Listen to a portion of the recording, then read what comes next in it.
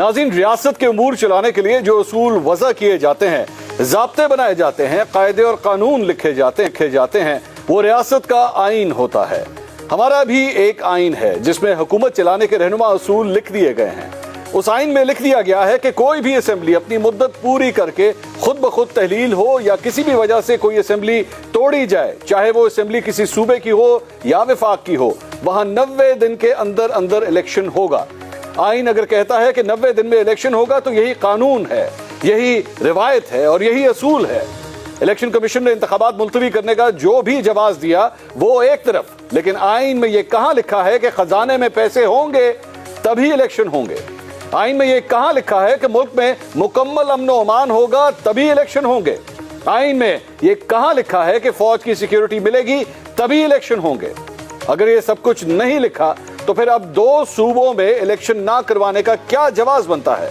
और आज जो मेरे कप्तान के 2 असेंबली गलत, जाती अना और गैर कानूनी कह रहे हैं, यही सब कल मेरे कप्तान को क्या चैलेंज दे रहे थे, सुनिएगा जरा।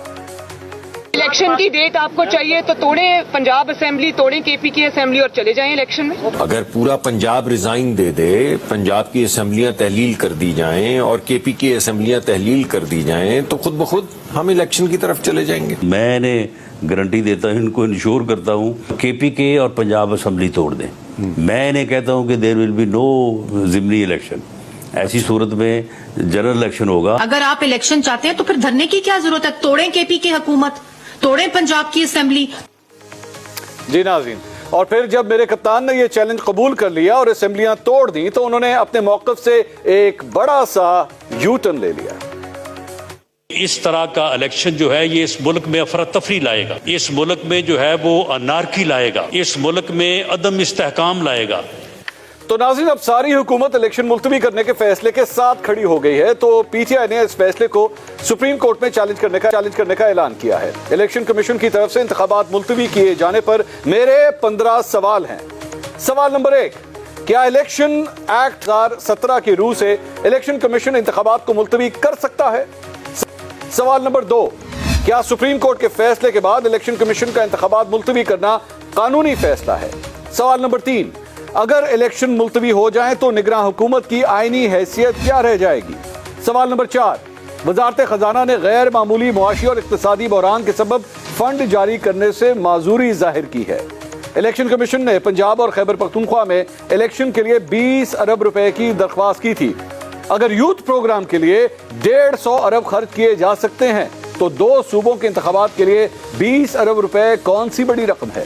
सवाल नंबर 5, पंजाब में अमन और अमान की सूरत हाल बहुत बेहतर है, ऐसे में अमन और अमान के खदशात को बहाना बनाकर इलेक्शन मुलतवी करना क्या एक मजाक नहीं? सवाल नंबर 6, क्या इलेक्शन के इल्तवास से यह तासुर मजीद गहरा नहीं हो जाता कि नून लीग इलेक्शन से हर सूरत फरार चाहती है? सवाल नंबर 7, पाकिस्तान तहरीक इंसाफ पीडीएम पर इलेक्शन से फरार का इल्जाम लगाती रही है, इलेक्शन मुलतवी होने से क्या पीटीआई का यह मौक़िफ़ दुरुस्त साबित हो गया है? सवाल नंबर 8, इलेक्शन कमीशन का 1 माह पहले तक यह मौक़िफ़ था कि इलेक्शन की तारीख देना उसका इख्तियार नहीं। अगर तारीख देना उसका इख्तियार नहीं है तो क्या दीवी तारीख के बावजूद इलेक्शन मुलतवी कर देना उसका इख्तियार है? सवाल नंबर 9, इलेक्शन कमीशन की तरफ से इलेक्शन मुलतवी किए जाने के बाद पीटीआई एहतजाज तेज करने का कह रही है। वकला ने फैसले को मुस्तरद किया है।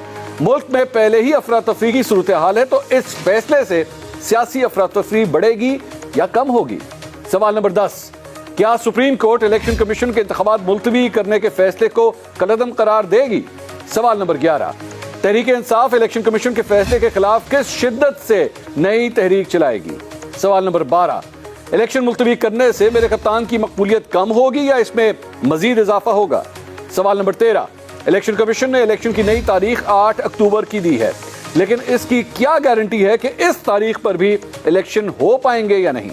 सवाल नंबर 14, जिन मसाइल को जवाब बनाकर इलेक्शन कमीशन ने इलेक्शन मुलतवी किए हैं, क्या अगले 6 माह में वो तमाम मसाइल हल कर लिए जाएंगे?